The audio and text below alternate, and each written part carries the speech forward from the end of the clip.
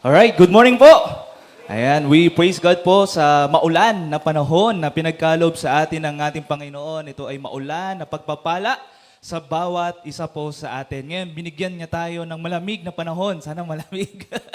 Ayan, ng malamig na panahon. And we praise God for this day na tayo po muli ay tinipon-tipon niya upang tayo po ay umawit ng mga papuri at pasasalamat sa ating Panginoon at ganoon din ay makinig ng papuri rin, di ba? Ng awitin na pinupuri po ang ating Panginoong Hesukristo. And now, this is also the time na tayo rin po ay sama-sama rin po na pag-aralan ang salita po ng ating Panginoon.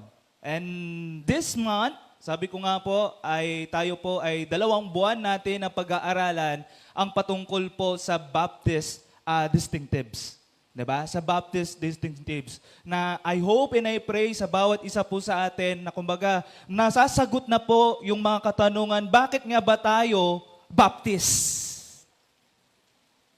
Diba? Bakit nga ba tayo Baptist? Sa dami-dami na at sa tagal-tagal na natin bilang isang mananampalataya, bakit Baptist pa rin po tayo? Diba? Bakit Baptist pa rin po tayo?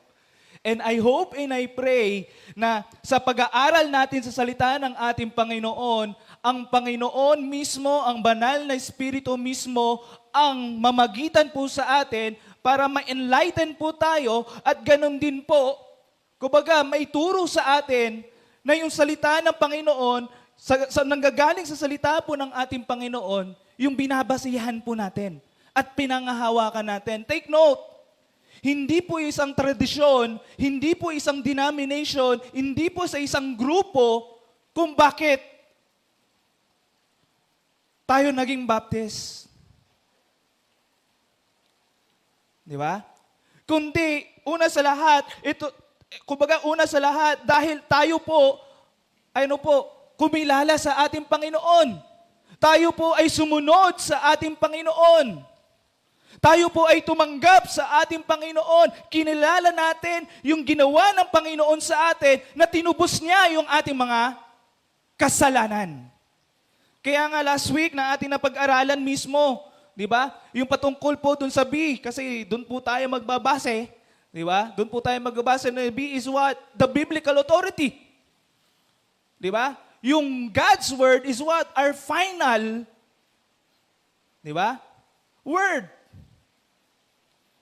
Kumbaga, pag tayo ay nagde-decide, pag tayo ay nagpaplano, pag tayo ay parang sabihin natin na meron tayong mga big decisions in life, lalo na sa ating pananampalataya, ang salita ng Panginoon ang dapat nating basihan. Di ba? Ang salita po ng Panginoon yung dapat nating basihan. Ang salita ng Panginoon ang dapat nating tignan at pag-aralan. Ano ang sinasabi sa salita ng Diyos? Na tayo po, bilang isang mananampalataya, bilang Baptist, ito yung pinangahawakan natin, ang salita po ng ating Panginoon. Hindi mismo sabi nila, kundi sabi ng salita ng Panginoon. Hindi mismo, kasi sabi nito, kundi mismo dahil sa salita ng ating Panginoon. Nabasa ko, hindi nabasa nila. Pag ganyan, pag nabasa nila, magiging followers lang nila. Hindi ka talaga followers ni Jesus Christ. Magiging ka na lang, siya na lang yung pakikinggan mo and then hindi mo na pinapakinggan. Ano ba talaga ang sinasabi ng salita din ng ating Panginoon na ikaw mismo yung nag-aaral, ikaw mismo yung nagbabasa. Di ba? That is the biblical authority. Pag-aralan mo ang salita ng Panginoon. Isapamuhay mo ang salita ng Panginoon. At ang salita ng Panginoon yung gumagabay sa atin bilang isang mananampalataya. Tama po? Nung ako po nga po ay nag-aaral nga po dito sa Baptist Distinctives, and then pinag-aaralan ko po yung doon sa SEM, and then pinag-aaralan ko rin yung mga ibang mga preachers doon sa YouTube, di ba? Tinitingnan ko ano yung mga pinagkaiba, ano yung mga tinuturo rin nila about sa Baptist Distinctives. But one thing I know, di ba? Ang salita ng Panginoon, yung iba sinasabi nila is what? King James only. Yun daw ang in-inspire ng Panginoon. No. The very beginning na ginamit ng ating Panginoon is the original language. At ang King James is what? Kumbaga, isa sa mga translation.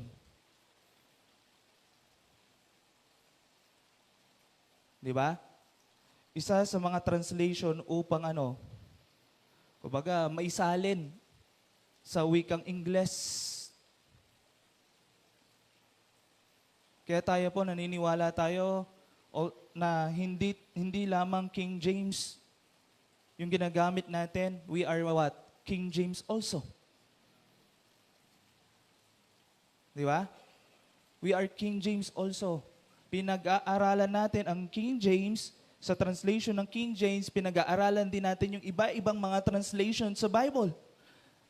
Ng Bible. And then, pero dapat nakabase ka pa rin saan? Sa original na lingwahe. And there are 3 languages ng Bible. Hindi po Latin. Greek, Hebrew, Aramaic, and Greek.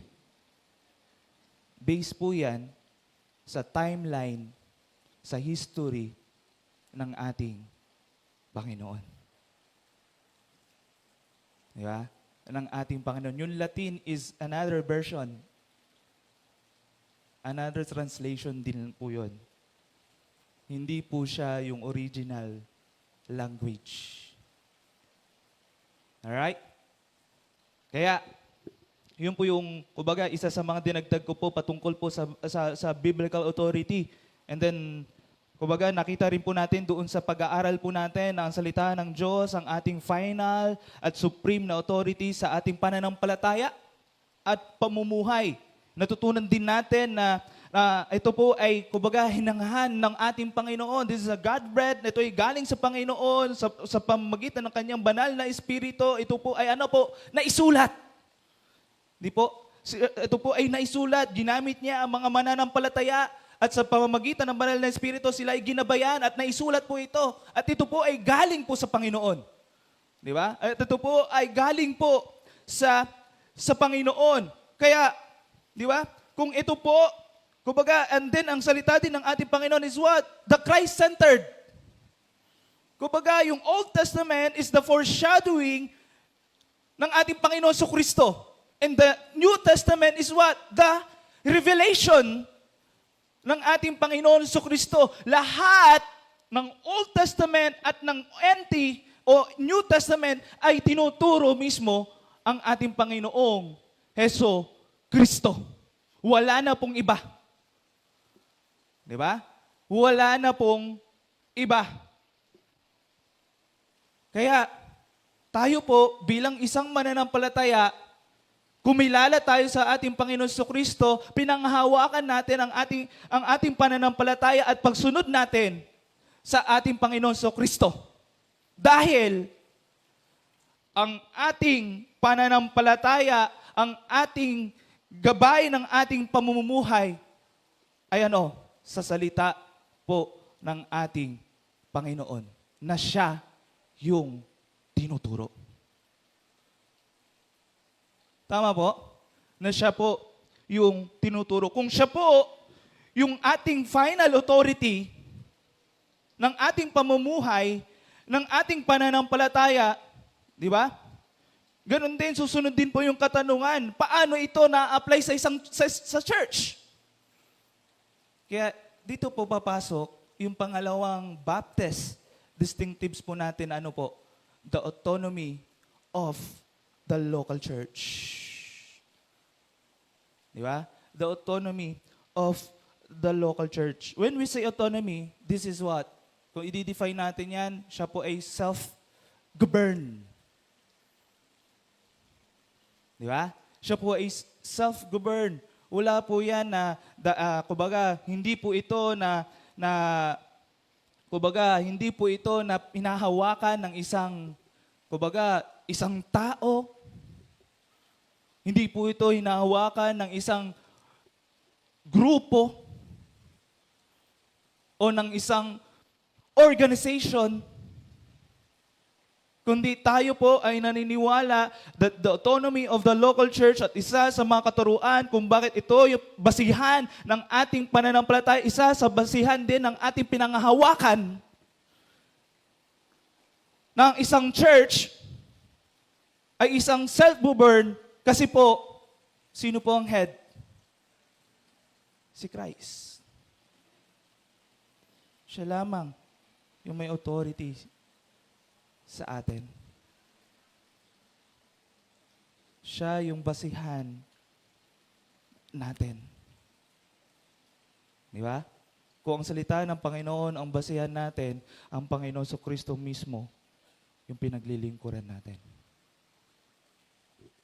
Siya yung head ng simbahan na ito. Hindi po ako. Kasama po ako sa body of Christ. Hindi po ako yung head ng church na ito, kundi mismo ang ating Panginoong Hesukristo. Kaya walang magsasabi na isang mga otoridad na sinasabi nila na mas mabiyaya sila kaysa sa lahat. Mas mapalad sila kaysa sa lahat, sa iba. Na mas karapat dapat sila kaysa sa iba. Dahil ang binuo ng church ng isang mga grupo ng mga mananampalataya na tinuturo ng salita ng Panginoon na mismo siya yung head natin. Siya mismo ang nagbibuild ng church.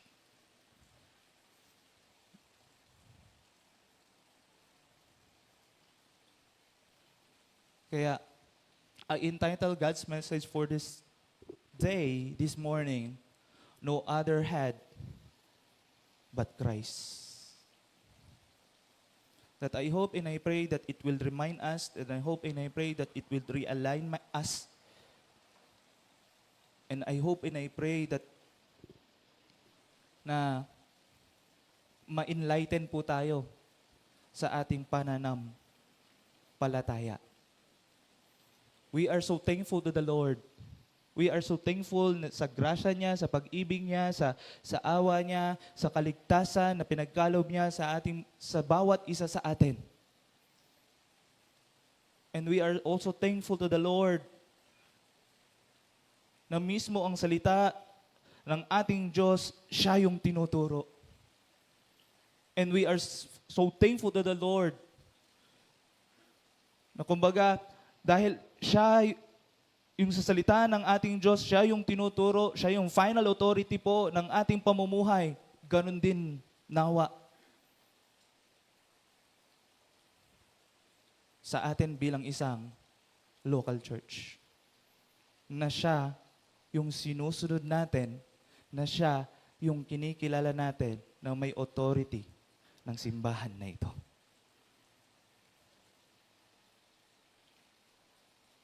Hindi po ang pastor. Hindi rin po ang mga deacons. Hindi rin po ang mga officers.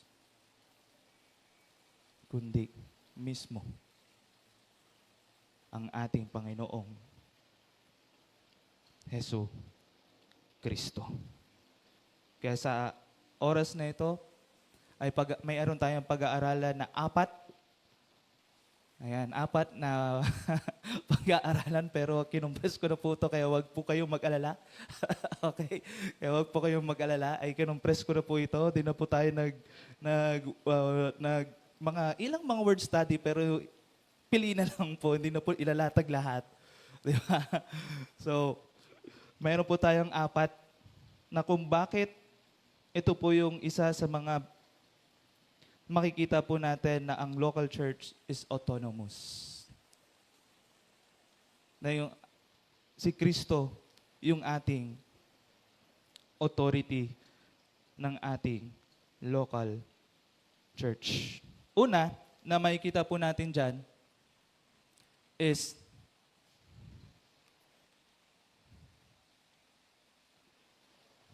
ayan, una po, na pag-aaralan po natin dyan, Christ alone is the head of the church.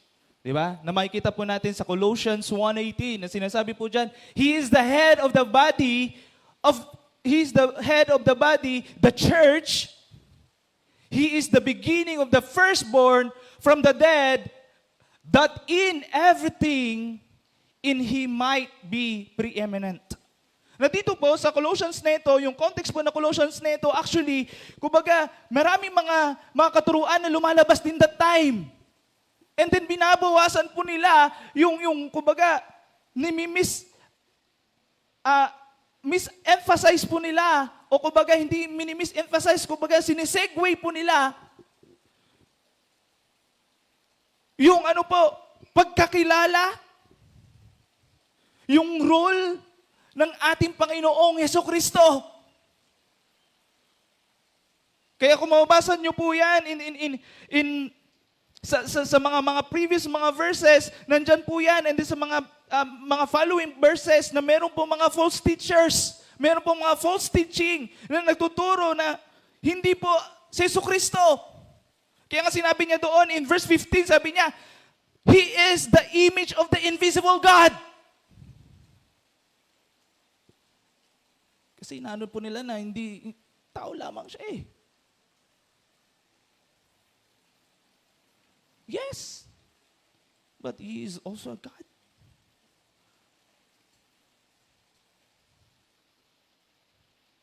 He is the image of the invisible God, the firstborn of all creation, and by Him, sabi niya, sino tinuturo doon? Ang ating Panginoon Jesucristo, sabi ni Apostle Paul, and by Him all things were created.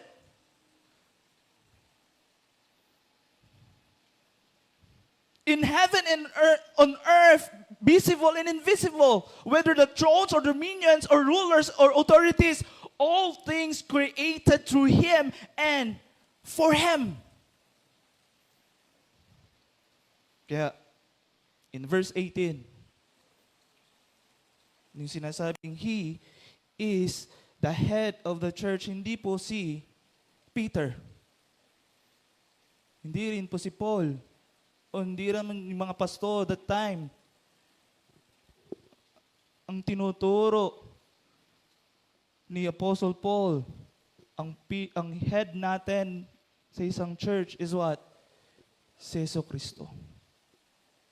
Ang kinikilala natin na may authority ng iglesyang ito, ng simbahan na ito, ng isang local church, nawa ang ating Panginoong Jesucristo. Ano pa? In Ephesians 5:23, di ba? This is one of na makikita po natin in the part of do sa Ephesians na yun, yung mga role ng husband and wife, ng children, ng master and servant. Di ba? Doon natin mababasa po yan. And then nandito po, sinabi rin po dito sa Ephesians na ito, for the husband and the head of the wife, even, sabi niya, Christ is the head of what? Of the church. His body and His Himself, its Savior. Na pinapakita dito ni Apostle Paul, not only dahil doon sa Colossians na maraming mga, kumbaga, sinisegue ng ating Panginoon, hindi siya po yung final authority, hindi po siya yung Diyos na sinasabi nila, hindi siya 100% Diyos. No!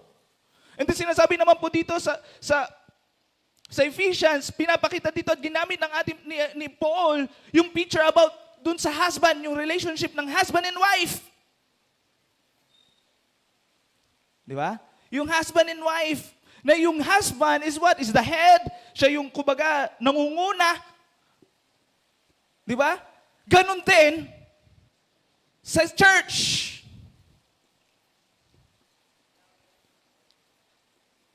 Kumbaga, pinipicture out niya, kung ikaw isang pamilyadong tao, ikaw ay bubuo ng isang pamilya, nawa ito yung pinanghahawakan natin. Pero there is also a danger na sinasabi natin, see, ako dapat ang masusunod. No.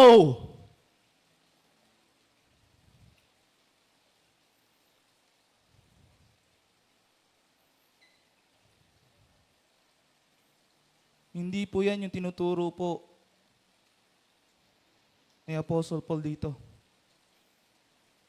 Yes, pinapakita dito yung authority ng isang lalaki sa isang pamilya, sa asawa. But, kung ikaw ay sumusunod sa ating Panginoong Jesucristo.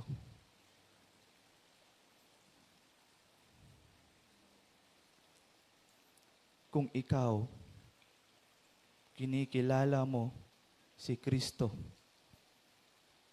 bilang isang final authority ng buhay mo at ng simbahan mo.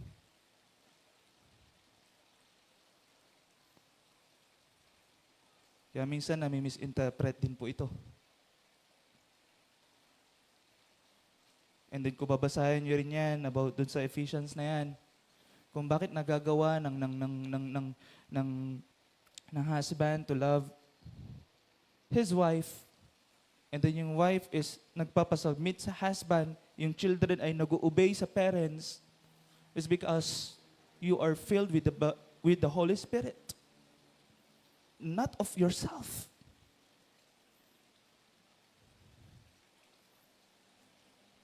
Ikaw ay pinuspos, ginabayan ng banal na Espiritu kung bakit ka mo minamahal ang iyong isama. Kaya nga, pag doon din sa di ba? Love your wife as Christ loved the church. It represents Christ. It represents the Christ love, not of yourself. Tama po? At ganun din, yung wife, kung bakit nagpapasubmit ka sa wife, bakit ka nagpapasubmit sa husband, is what? Pinapakita mo yung pagsubmit mo kay Christ.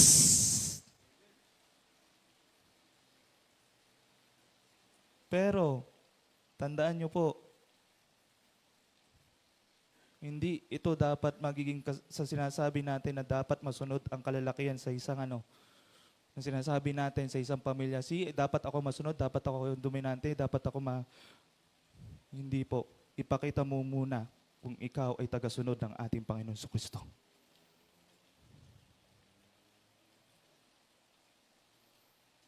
Kung talaga bang mahal mo ang iyong asawa tulad ng pagmamahal ng Diyos sa church.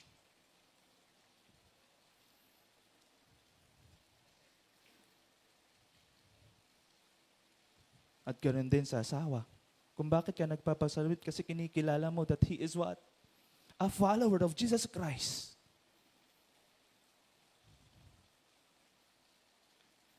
Ganoon din sa mga anak.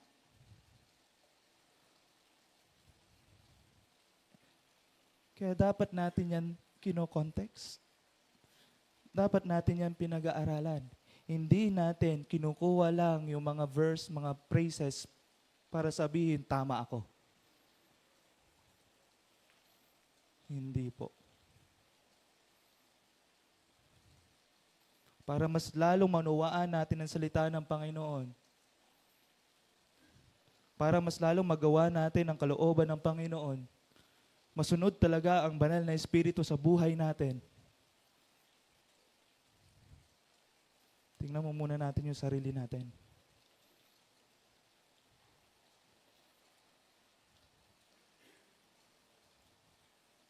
as the foundation of the family, am I a followers of Christ? Am I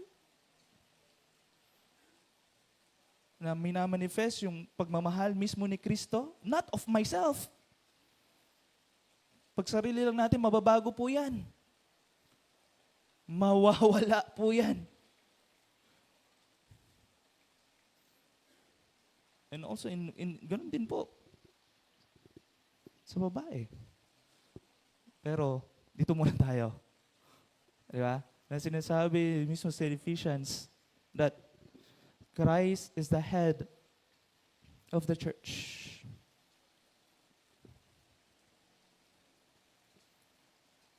Kaya makikita po natin, walang sinuman, walang mga authority, o sabihin natin, mga namumuno, sabihin natin, quote-in-quote, may mga namumuno sa isang iglesia. And then, kumbaga, nakakatakot sa isang mga pinuno na sila nagmamayabang sa sarili nila. That is danger. All of us are the same in the eyes of God. All of us is the same, that we are unworthy, we are saved by grace through faith, at tinubos tayo lahat ng dugo ng ating Panginoon. We are just following the will of God in His plan. At may iba-iba po tayong role as a body of Christ. At lahat ng bagay na yan, pantay. Pantay.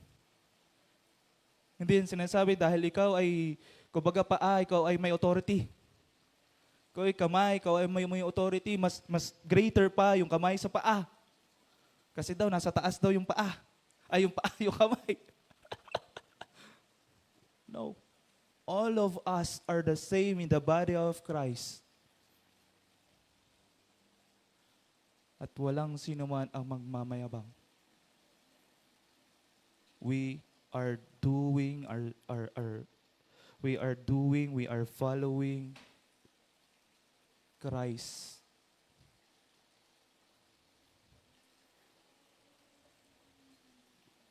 Kung ano yung disenyo niya para sa atin. Kung ano yung calling niya para sa atin.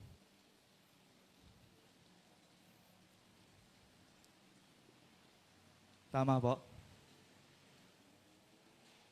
Kung ano yung disenyo niya, yung calling niya para sa atin. Kaya walang pope, walang bishop, walang pastor, walang governor na pwedeng pumalit saan?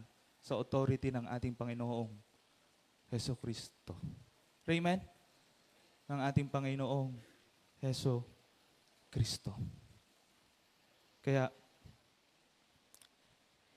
principle, the authority of the local church is rooted in the headship of Christ, not in human hierarchy. Diba? Kasi kung titingnan po natin yung form of government ng isang church, merong hierarchy, merong sabihin natin, Presbyterian, diba? Meron din po na kumbaga, makikita natin yung congregational, meron ding hybrid. Diba? Yung hierarchy is what? Yung pastor yung namumuno, yung pastor yung final decision, yung pastor yung kumbaga may authority na lahat ng bagay, kaya wala kang dapat i-question sa kanya. O kaya yung pope, na lahat susunod sa kanya. Presbyterian, na kumbaga yung mga leaders, mga elders, yung mga namumuno.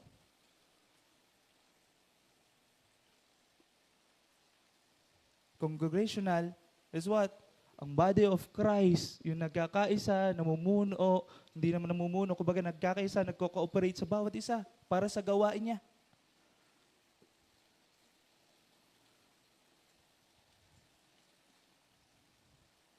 Kaya nga po, doon nga po sa mga, parang ang hindi ko talaga makalimutan yung sinabi po ni Pastor Ed Paul po sa akin, is that I'm not hindi ako parang sinasabi na final word. Ako yung nagpapa-facilitate. Pag nagpaplano, pag may mga dapat gawin, kumbaga, meron nagpapa-facilitate para sa gawain ng Panginoon.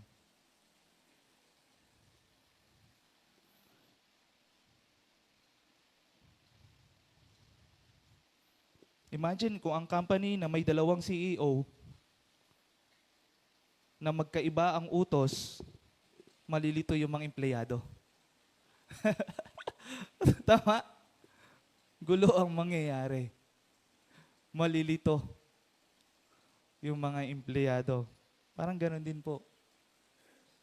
Kaya, una na ating pinag-aralan, the final authority is what? The Bible. Doon tayo nagbabase. At ang salita ng Panginoon, tinuturuan tayo na yung isang iglesia, ang pinaka-head is what?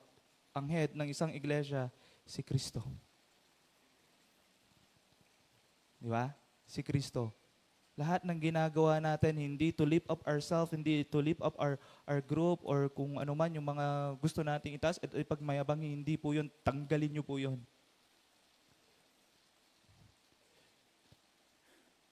Kung bakit natin ginagawa ito, kung bakit tayo sumusunod sa ating Panginoon, kasi gusto natin siyang paglingkuran. Dahil siya yung Diyos natin. Dahil siya rin yung head natin ng singlesyang ito.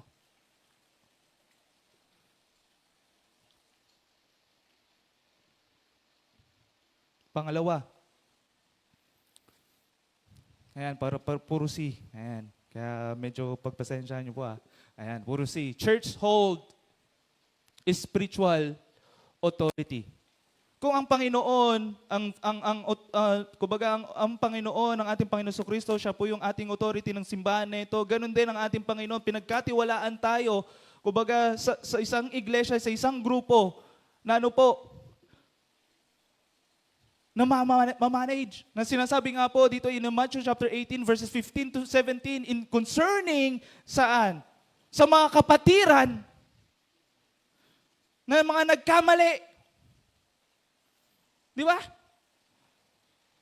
Na sinasabi dito, if your brother sins against you, go and tell him his fault. Between you and him alone, if he listen to you, you have gained your brother. But if he does not listen, take one or two others along with you, that every charge may be established by the evidence of 2 or 3 witnesses. If he refuses to listen to them, tell it to the church.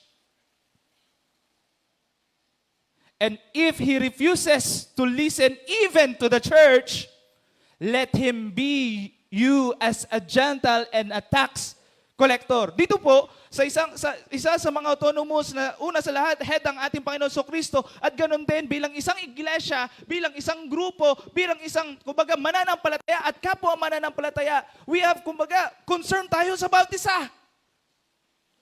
Di ba? The biblical authority, tinuturuan tayo na sumunod sa ating Panginoon, kumilala ng gusto sa ating Panginoon, at ang pamumuhay natin maging tama.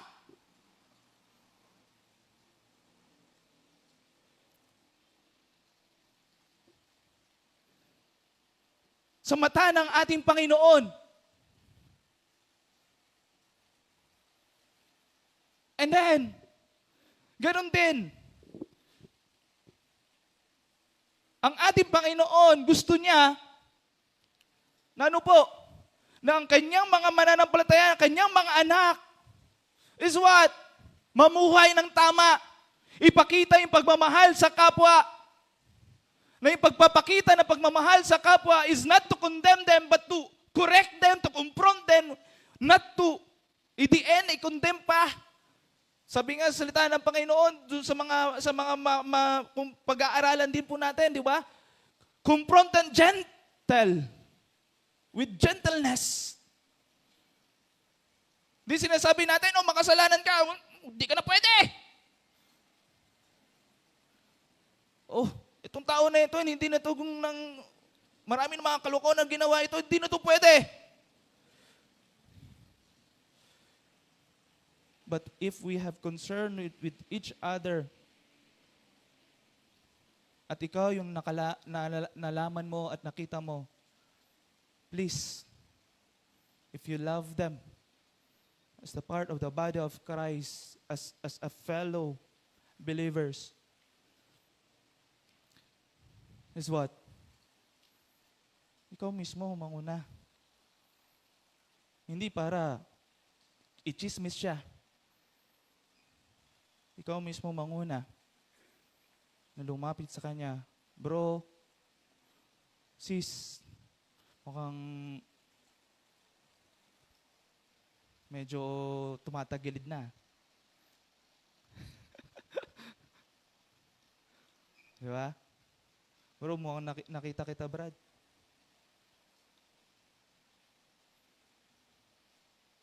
Sis, nakita kita, Brad. Hindi yung sasabihin natin, uy, alam mo ba, nakita ko si ganito.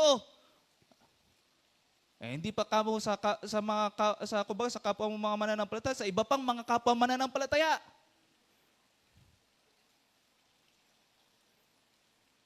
Kaya nga sa Bible, sinasabi about doon na, kumbaga, pag gano'n ang ginagawa ng isang mananampalataya, you are a gossiper, you are not worshiper of the Lord.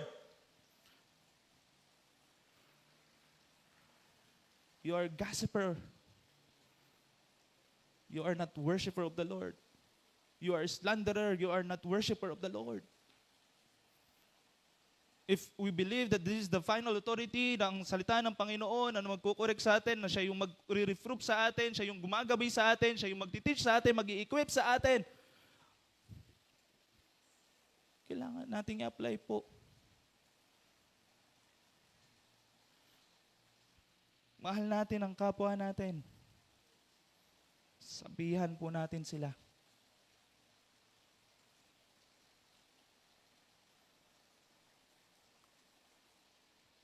Hindi i-chismis at ipagkalat yung kamalian ng isang tao. Tulungan sila. Ipanalangin sila. I-correct sila ng salita ng Panginoon na ikaw yung gagamitin nila ng ating Panginoon. Dahil ikaw mismo ang nakakita. Kaya sabi niya nga dyan, if your brother sins against you, go tell him his fault. Between you and him alone. Kumbaga, una, kayo lang dalawa, privately. Kakusapin mo, bro, mali ah. Ano pa? If he listens to you, you gain your brother. We praise God. Di ba? Kung siya ay nakinig, siya ay nagrepent, we praise God. Ikaw ginamit ng Panginoon upang siya ay manumbalik sa Kanya. Sa Kanya. Ano pa? But, if he does not listen, ano sabi? Pangalawa, magdala ng 2 o 3 o more na witnesses at lumapit sa Kanya. That every church may be established between the evidence of the 2 or 3 witnesses. Bakit ganon? Di ba? Di ba? Una, sabihin natin 2.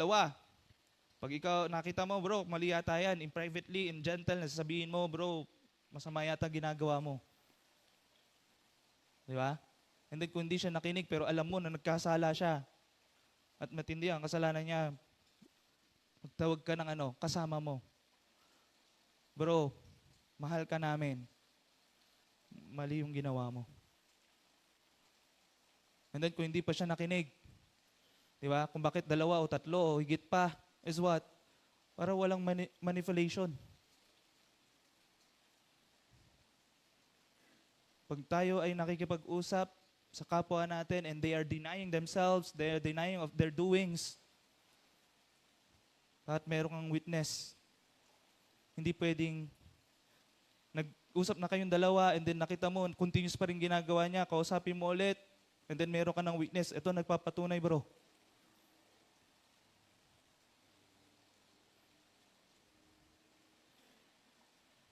Kaya nga, minsan, dun sa mga experience, sinasabi ko, pag ganun mga slanderer, mga gossiper, sinasabi ko, bakit hindi sila umarap sa akin?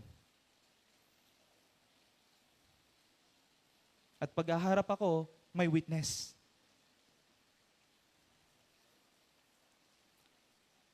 Kasi kung dalawa lang kami, tapos ganun pa rin ginawa niya, manipulated yan. Di ba?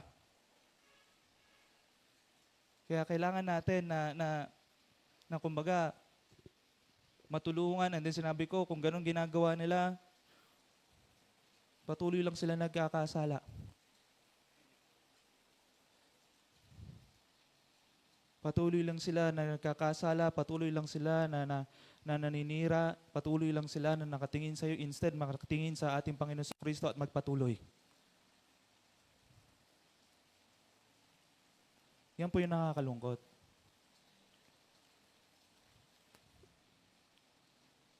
And then, if he refuses to listen to them, tell it to the church. Why the church? Kasi you are a part of them. You are a part of the body of Christ. And the body of Christ and the member of the church, diba, ipapakita mo na concern sila para sa'yo. Not to condemn you, but to restore you. Bro, lahat na kami, oh. Parang gano'n. Bro, lahat na kami, oh. Nandirito na, oh. Baka naman. Kaso kadalasan, yung iba, bro, andito na, lahat na ito. Mali talaga ginawa mo. That is not gentle.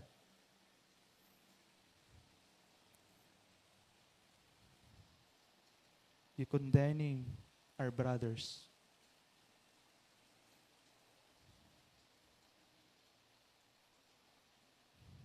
Mas lalong hindi siya marirestore. Mas lalong lalayo siya. Kasi ikaw mismo gumagawa ng pader. At ikaw mismo yung nagja-judge sa kanya. Instead, matulungan siya. Kinungklud mo pa.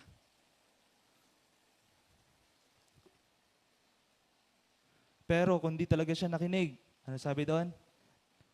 Let be to you as a Gentile and tax collector. Bakit ganun yung sinabi ni Paul? Di ba? Kumbaga talagang ano na siya, yung tawag nila doon is terminated na. Ha? Tiwalag na talaga. Kasi hindi na siya nakikinig eh.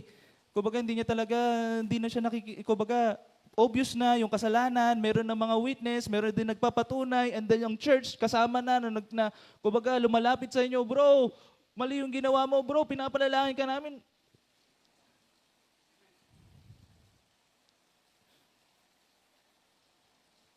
And then kung patuloy pa rin denial siya, and then he is proud of himself, baka hindi ang part talaga ng body of Christ.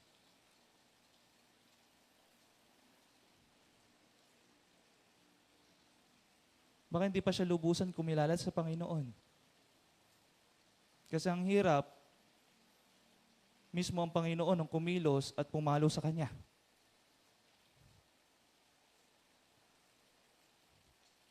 Tama? Ano pa? Sa isang autonomous local church, kumbaga self-governed tayo na kumbaga pag may mga nagkasala, hindi na sinasabi sa and then hindi sinasabi sa iba. Kumbaga tayo mismo kumikilos. Ikaw mismo kumikilos. Ikaw mismo nagko-confront, ikaw mismo nagkukure, ikaw mismo nananalangin sa Kanya, ikaw mismo ang mag-restore sa Kanya. Hindi yung ipinagsasabi sa iba, hindi pinagsasabi sa iba pang mga grupo. Di ba? Kaya nga sa mga pagdating sa gossip is what? Di ba? Dagdag o bawas. Yung kwento. Mali. Meron pang magko-conclude. Baka ganito. Maling-mali. We are not a worshiper of the Lord Jesus Christ pag ganun yung ginagawa natin. We are the gossiper of the church, of the body of Christ.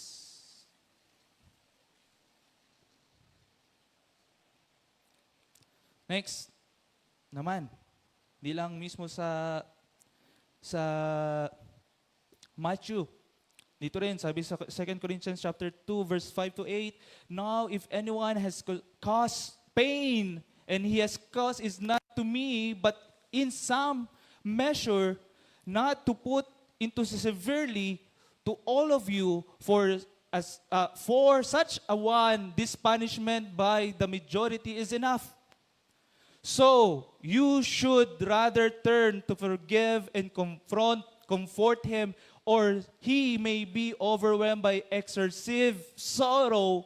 So, sabi ni Paul, I beg you to reaffirm your love for him. Di ba? You reaffirm your love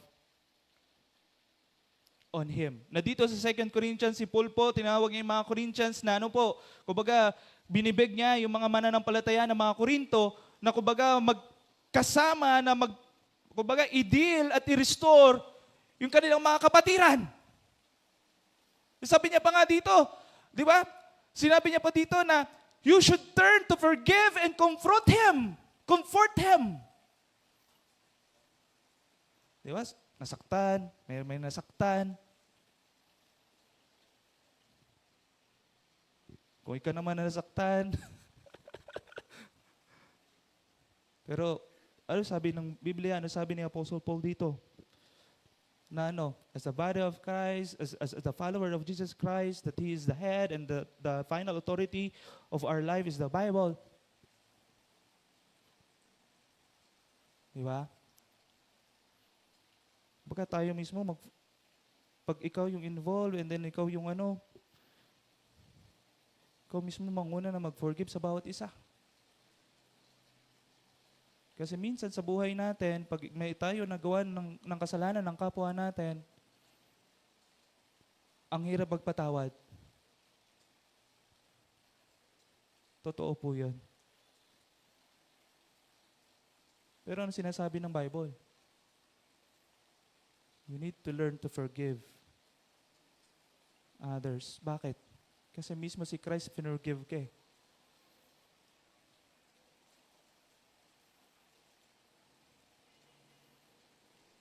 Kaya nga merong ibang,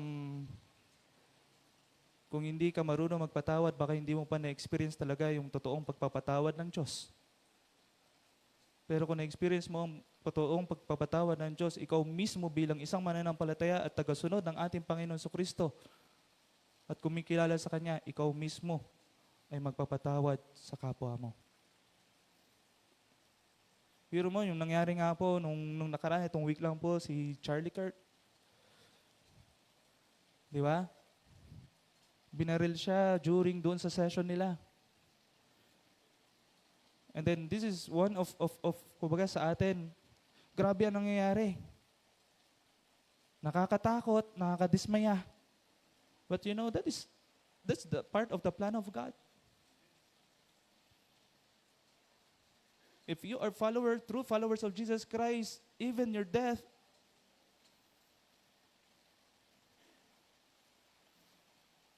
for me is to live in Christ and die is gain. Pero isa sa mga na-amaze ako doon, sinabi ng asawa niya, tinanong ng kanyang anak, bakit hindi proteksyonan ng ating Diyos yung father niya? Di ba? Sabi ng kanyang asawa is what? Hard question. Pero kung titingnan niya sa kalooban ng Panginoon, sa salita ng Panginoon, that's a part of God that all of us can die.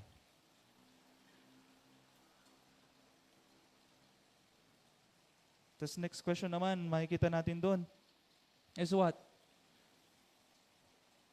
Yung bumaril ba sa kanya ay mapupunta sa impyerno? That is the hard questions also. Sa atin, in our perspective, dapat lang. Tama. Iko-curse mo pa mismo yun. Kasi masakit ang nangyari sa kanila, masakit na namatayan, and then binaril mo yung mahal mo sa buhay. And then, itong tao na ito, pupunta sa langit.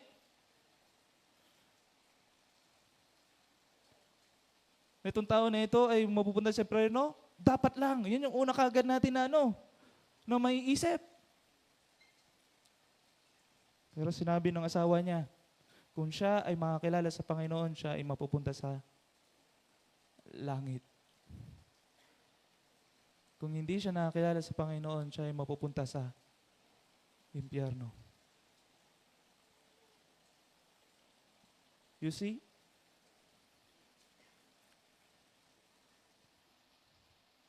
Na doon sa pangyayari na yon, na nakakagulat, at ganoon din sa family nila, na talagang unexpected.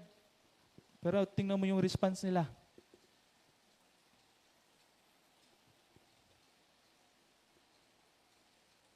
Gaano kalalalim yung kanilang pananampalataya sa Panginoon, gaano nila na-experience yung kaligtasan, yung awa, yung grasya, yung pagpapatawad mismo ng ating Panginoon sa kanila. Kahit mismo yung nanakit sa atin, ng away sa atin,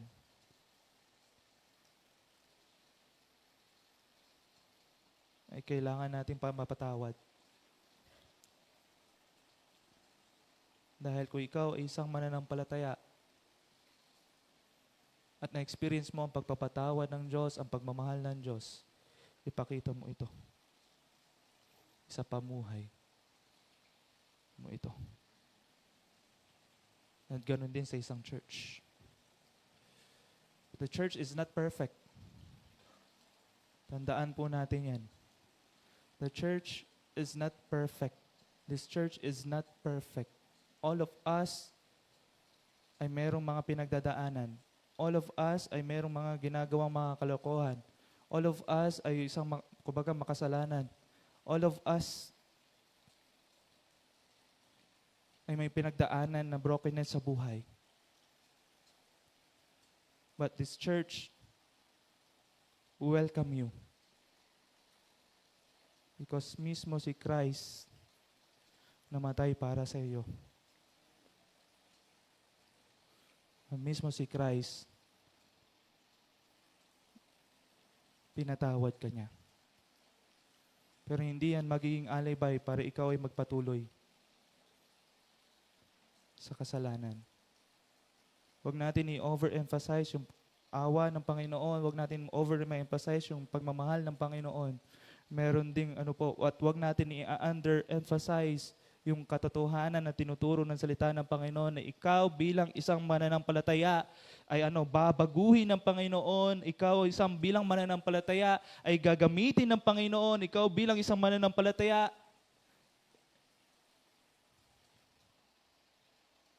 ay hindi na mamumuhay sa kasalanan.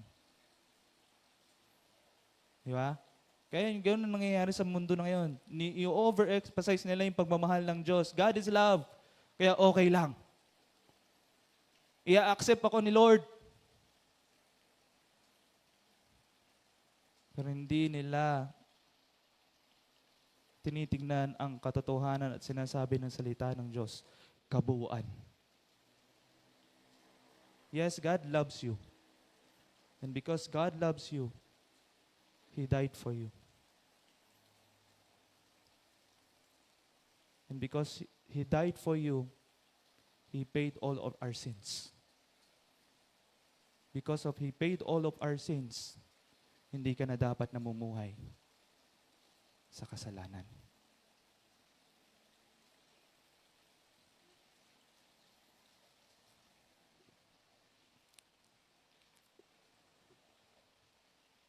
Kaya principle po, God entrusts each local church with the authority to guard holiness and to exercise discipline under His word for the purpose of what? Restoration. Amen? Minsan sa church, nakakatakot sabihin, discipline ka. Tama? Pag nasasabi ang isang tao na na-discipline, parang nakakahiya. But you know, pag ang pinaka-purpose ng discipline is what? To restore you. At ang magre-restore sa iyo, syempre una sa lahat, ang ating Panginoon at ang gagamitin niya, ang church. Ang kapwa mananampalataya. Kaya tayo, kino-confront natin, kumbaga na merong pagmamahal ang kapwa natin, and then kung ayaw niya talagang deny niya, nagsasama tayo. And then yung church, ini-involve na rin natin. Kasi tayo bilang isang church, gusto natin ang ating kapwa mananampalataya ma-restore. Hindi sabihin na i-condemn at hindi natin sasabihin na ano po, dahil ikaw ay nakagawa ng kasalanan, hindi ka nakarapat-dapat dito sa church.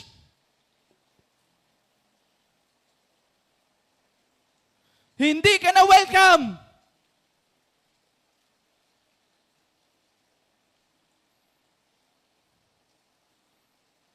Naalala ko tuloy yung mga dating mga nagtatanong sa akin. Ang lagi na lang sabi, the church is open for all.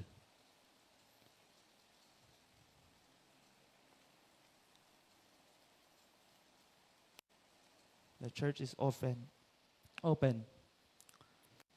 for all. At ang pagtulong is what?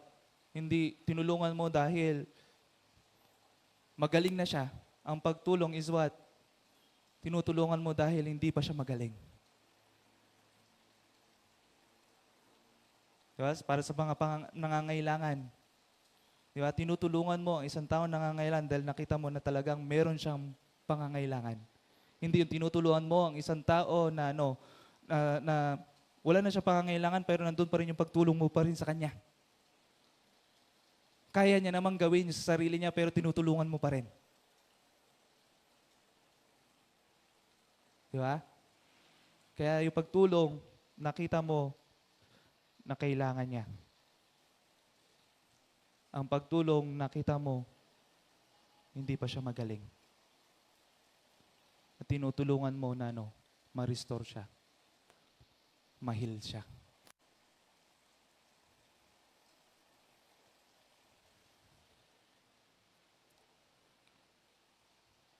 Pangatlo po, in Acts 14:23, makikita po natin dito na yung mismong church, the autonomy of the local church, which is the head and ang body of Christ, ang concern at gusto ng ating Panginoon, salita ng Panginoon, the body of Christ, the church, is what? Concerned sa bawat isa, nagpapalakasan, nagko-confront din po sa bawat isa because we love each other, di ba? Na ma-restore ang bawat isa at ganun din po.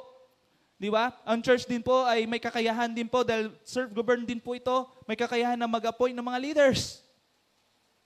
Di ba? Na mag-appoint po ng leaders. Sabi nga po dito in Acts 14:23 said, and when they had appointed elders for them in every church, with prayer and fasting, they committed them to the Lord in whom they had believed. Na dito po sa Acts na ito, this is the early church, na makikita po natin dyan po sa 14 na yan, ang context po dyan, sila Paul and Barnabas. Di ba? Meron pang nangyari pangapo kay Paul dyan eh. Di ba? And then dito po, sila Paul and Barnabas, sila po yung, kumbaga, tinulungan nila yung church na sila po ay mag-appoint ng mga elders. Tama? Kumbaga, yung church tinulungan nila Paul and Barnabas, in-encourage nila Paul and Barnabas itong church na ito na sila po ay mag-raise ng mga elders. Pero sabi diyan, with prayer and fasting, and they committed them to the Lord in whom they had believe. Hindi lang basta-basta. Hindi talaga, ito pinalangin talaga, pinagkatiwala talaga sa Panginoon. Ano pa? This is why I left you in Crete, so that you might put one remain into order and appoint elders in every town as I directed you. Nandito naman si Apostle Paul, tinuruan niya mismo si Titus. Di ba? Na si Titus, sinabi niya na mag-appoint ka ng mga elders sa church, sa lugar mo, para maging maayos. Di ba? Kaya meron po tayong mga elders, meron po tayong mga deacons dito, meron po tayong mga officers po dito. Hindi lang mismo na pastor lang ang talagang nagpa-function. Pastor din ang treasurer, pastor din ang hindi po ganon.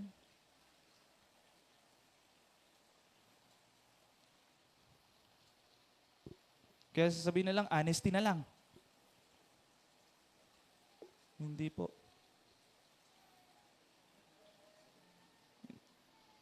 Kailangan po ang bawat isa, kailangan po ang body of Christ, kailangan din po ang mga kapwa, ang mga mananampalataya, kailangan po din ng mga deacons, kailangan po din ng mga elders para sa gawain ng ating Panginoon. Dahil yung mga context diyan, lumalawak na yung gawain. Dahil sa mga context na yan, mayroong mga nangyayari na mga kaguluhan sa church. Hindi po kaya ng pastor lang. Kailangan niya ng mga kapwa, mga mananampalataya. Kailangan niya ng mga kapwa, mga namumuno sa isang iglesia para manatiling matatag,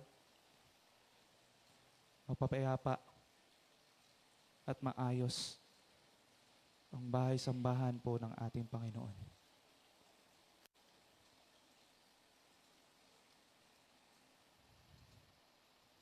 Kaso ang nangyayari, mga leaders pa yung nangaaway.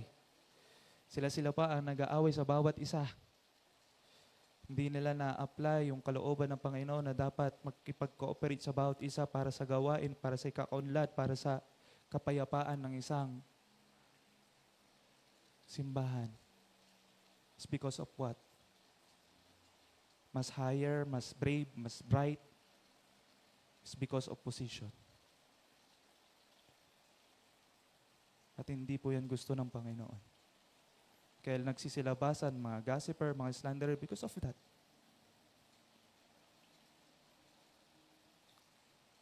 But the true worshiper na kumbaga yung layunin at kalooban ng Panginoon sa isang simbahan is what? Magkaisa. Bantayan ang bawat isa. Hindi bantayan sa pagkakamali nila, na bantayan ang bawat isa na kumbaga palakasin, ma-restore po ang bawat isa. Hindi sabihin dahil siya nagkamali, meron tayong sasabihin sa bawat isa. Batuhan na lang ng pagkakamali. Kaya nga dun sa bansa natin, sabi ko nga, ano na lang yan pabahuan na lang. Kung sino mas mabaho, siya talo. Ganyan din ang nangyayari po dito hindi dito sa church. Ganyan din po nangyayari sa mga ibang, kumbaga sa mga churches. Kaya tuloy, nagwawatak-watak. Kaya tuloy, hindi ang pinakasolusyon, magwatak na lang. Kasi hindi nagkakaisa. Kasi hindi nila inaamin yung mga pagkakamali ng bawat isa. Ang ginagawa nila, pahabahuan na lang. O kaya naman, depensahan na lang.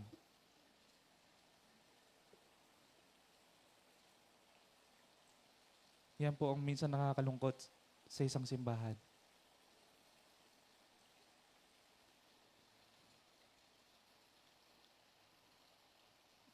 Nang salita ng Panginoon, kinukorek tayo. Ginagabayan tayo. Para na hindi tayo matulad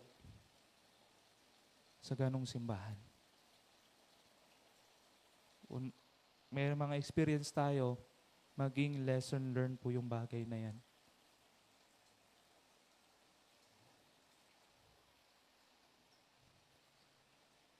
At sasabihin natin sa Panginoon, sarili natin, hindi na mangyayari yan dito.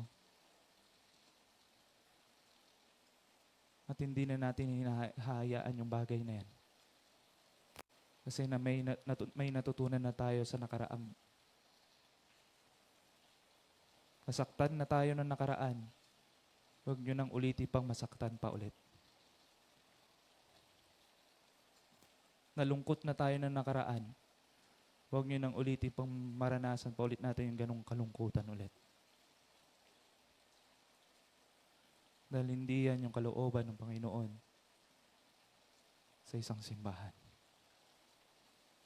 At hindi natin na ipapakita kung ganyan ang mangyayari sa isang simbahan, si Kristo.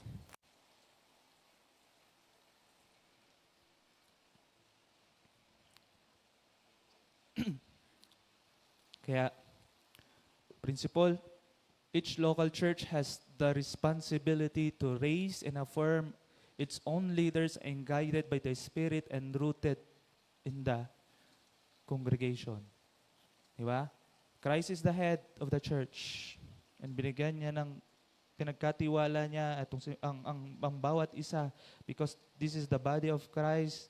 This is the body of Christ at ang body of Christ dapat magkaisa.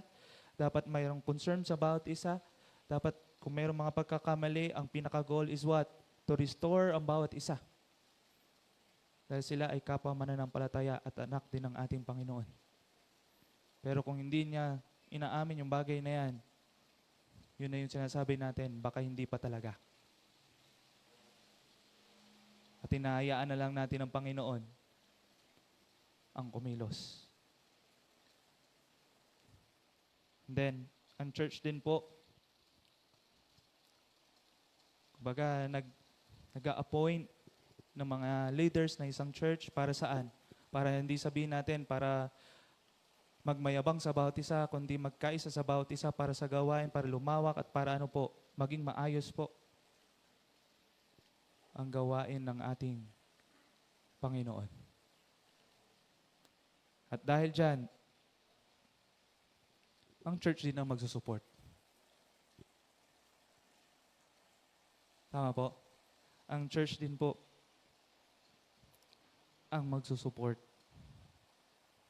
Kaya sabi po in Philippians chapter 4 verse 15, and you Philippians yourself know that in the beginning of the gospel, when I left Macedonia, no church entered in partnership with me in giving and receiving except you only. Na itong mga Philippians na ito, na Philippians believers na ito, kumbaga, they decided themselves na as a church, they decided themselves na suportahan si Paul sa kanyang missionary journey. Hindi lamang sa panalangin, hindi lamang sa panalangin, sa encouragement, ganun din sabi niya, sinusuportahan siya.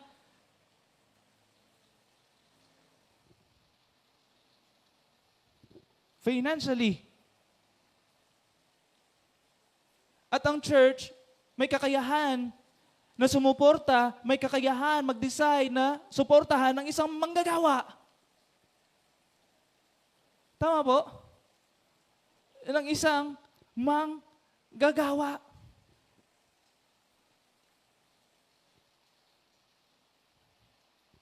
Ano pa?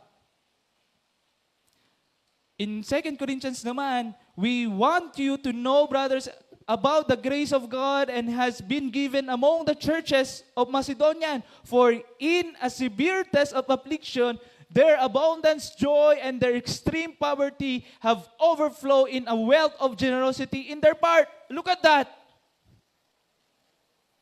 Hindi dahil may kakayahan ng isang church, ganun din kahit yung sabihin natin, naghihirap ang isang church, pwede pa rin sumuporta. Biro mo ang Macedonian mga church, nag-experience sila ng kaguluhan, nag-experience sila ng poverty sa kanilang church. Pero grabe yung generosity nila na pagtulong nila kay Apostle Paul.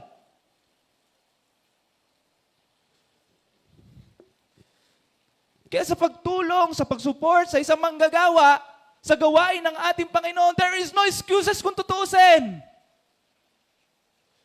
Di ba dun sa session natin, sa training natin about sa Journey of Generosity, biro mo, kahit yung walang kakayahan na makikita natin, pero sila pa mismo yung nagbibigay para sa gawain.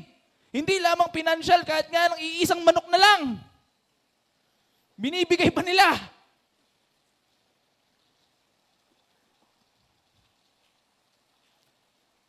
Hindi dahil mayroon kang kakayahan para sabihin natin, you are talagang may kakayahan na mag-support. Kumbaga, mandatory na ikaw mag-support. Hindi po.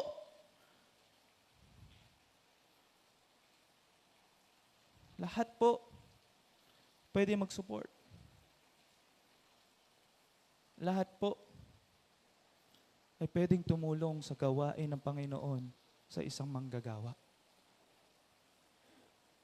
Kahit mayaman ka man, mahirap ka man, kahit sabihin natin pulubi ka man, pwede kang tumulong sa gawain. Pwede kang tumulong sa manggagawa na binigay ng ating Panginoon na pinagkaloob ng ating Panginoon. At yan po yung, kumbaga, sana ma-exercise ng isang church. Ina-exercise na kinikilala mismo si Kristo, ang ulo ng isang iglesia, na kinikilala at pinapractice ng isang church, yung concern sa bawat isa. Para sa gawain niya, para sa body of Christ. Yung concern din na nag-a-appoint ng mga leaders para sa gawain din na sa ikakalago at ikakapayapa ng isang gawain ng ating Panginoon. At ganoon din sumuporta sa gawain at sa manggagawa na pinagkaloob ng ating Panginoon. Di ba? Ng ating Panginoon. Yeah, principle, the local church is responsible to support its own mission through willing giving and sending in obedience to Christ and partnership in the gospel. Diba? Partnership in the gospel. Healthy families don't rely on the outsider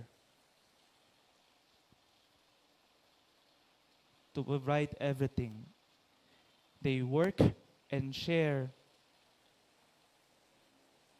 ng needs ng isang family. Tama po?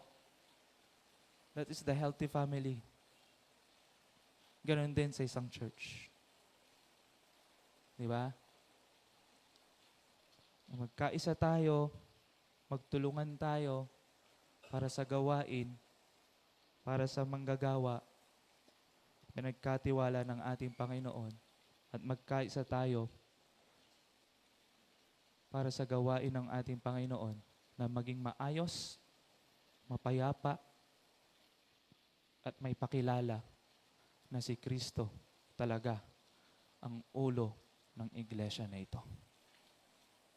Amen? Ng iglesia na ito. Kaya mga kapatid, nakita natin na ang local church ay may otoridad mula kay Kristo. Siya ang ating ulo, tayo ang kanyang katawan. Sa kanya galing ang kapangyarihan para mag-ingat ng kabanalan, mag-appoint ng leaders, sumuporta sa mission. Ang lahat ng ito ay hindi para sa ating sarili. Sa ating sarili, hindi ito para sa ating sarili. Hindi rin po ito para sa ating kapurihan. Ginagawa natin ang lahat ng mga bagay na yan dahil kay Kristo. Amen? Dahil kay Kristo na ating Panginoon. Kaya, the autonomy of the local church is not about independence from Christ. It is about direct dependence on Christ. Remember, He is the head. Because Christ is the head of what? Our church.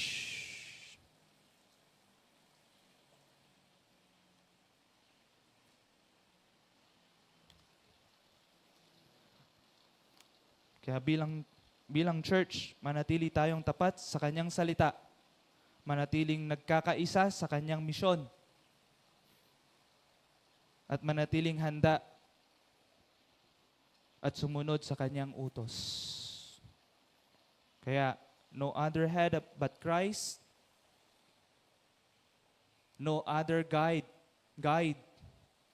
but His Word, no other mission but His will.